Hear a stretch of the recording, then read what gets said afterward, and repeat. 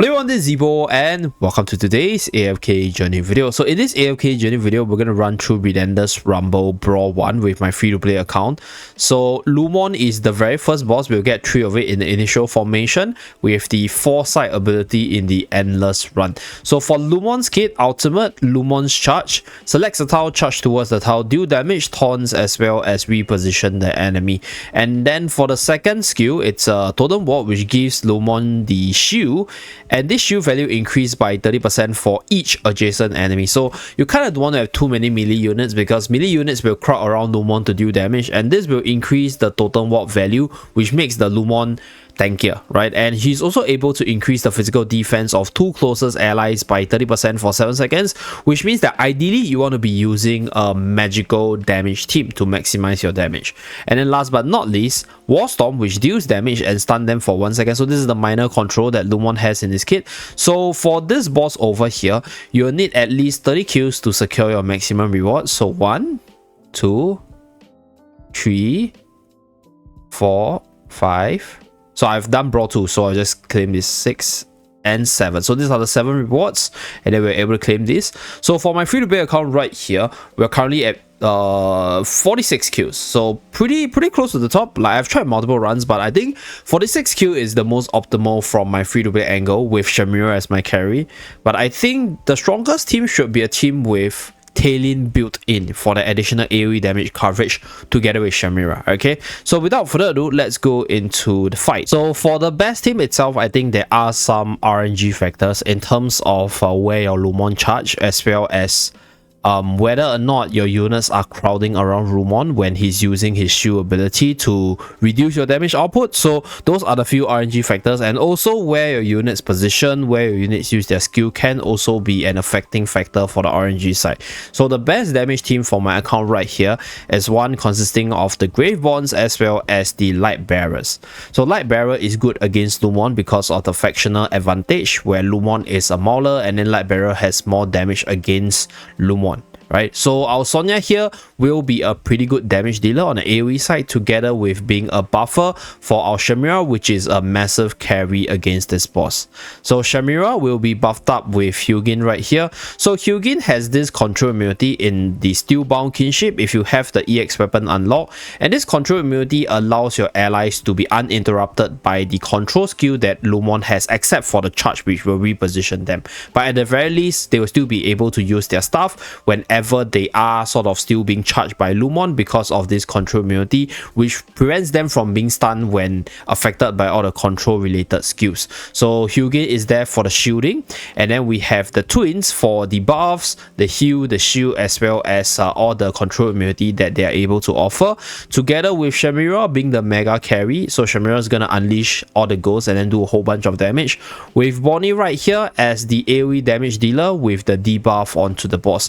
So ideally, I would say that you want to put Bonnie outside of the link, because you want to give Shemira the maximum stat buff so that she can hard carry you, because for this boss fight, Shemira as usual is delivering like a crazy carry. So that's that. And the artifact of choice, we're using Elbow spell, because this Elbow spell not only provides quite a fair bit of stats, but also provides for the arrow, which will push the enemy back. Right, so this will actually reduce the potential damage that Lumont is able to do to you, because you push the Lumont back, the Lumont needs to walk to your unit to attack your unit or potentially launch his skills. So this is where this is a really good artifact, together with our Shemira as well as the Bonnie duo combo right here. So without further ado, let's showcase this run. Okay, so for this fight over here, I'll say Shemira is going to be a really good carry that you want to build your team around. So like, let's say if you don't have all these specific units, you might want to build a team that is able to keep our Shemira alive, and then just allow her to launch her skill and just carry you from there. I think any Shemira team that has a well-developed tank with enough supports should be able to carry you past 30 kills, even if you are a new player to the game in general. So that's with regards to Shemira. As you guys can see, there is this charge ability, but our units are still able to use their skill because of the Cock Shield offered by our Hugin right here. So that's with regards to like what Hugin does for the team. And then obviously Twins is there for the overall stats, the haze and all the good stuff that I mentioned earlier. And then Bonnie is just there to give us additional damage, that additional tick needed to actually bring down the Lumonts faster for the next Lumont to spawn. So the maximum Q threshold for this fight is around like 42. So after you reach that 42 mark, the Lumonts will start to hit really hard. And this is where I think having your survival units as well as units like Bonnie that can debuff the damage output of the boss is actually going to help you survive better. So you can see my units starting to lose HP right here at their respective tiers. Okay, but Shemira still doing quite a fair bit of damage. 43. We have 10 seconds left and quite a few Lumont low on HP. So we should be able to finish off at least one of them. Okay, so we net 45 kills right here. Okay, so this is the run with my best comp over here with 45 kills. Okay, so with a little bit of RNG, we can push to 46. To be honest, there was actually one run that was actually really close to 47 kills, but that was like crazy RNG, I guess. Like, I think the Lumont probably charged very far, and then the shield value that it was able to generate was not that high. Then my unit started to kill it faster. But as you guys can see right here, Shemira being the mega carry, doing a whole bunch of damage for this Graveborn with Lightbearer team. So you can obviously run a pure Graveborn team, but this team gives quite a fair bit of stats to Shemira because you have the stat buff from Sonya being a okay semi-carry, together with the stat buff from Twins, and then also some attack buff from Hugin's shield in general. So next, let's move on to the next team recommendation. Another way to fight against the boss would be to run your Lightbearers, obviously, because for Lightbearers, one thing about Lightbearer is Lightbearer has the advantage against all the Lumonts right here. So what you can do, right, for you to maybe proc more of the Elderbow spell is to run Merrily as your range carry from the Lightbearer side.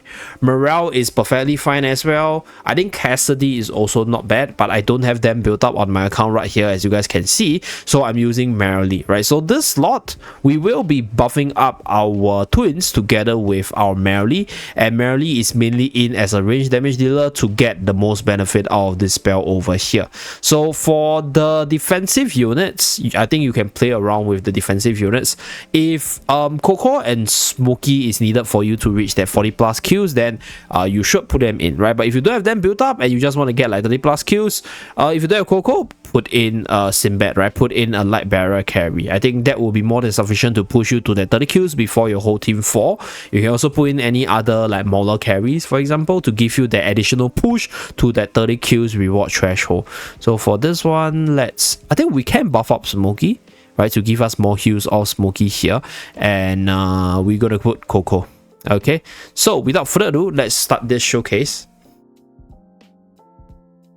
So for this fight, with both the Lightbearers as our main carries, we will be able to hit Lumont harder and potentially net in more kills. Okay, so Smokey got repositioned, which might not be a bad thing because he got pushed to the corner, which means that there's a lower chance of him being affected once again or being charged once again. Okay, 34 for 34, not bad.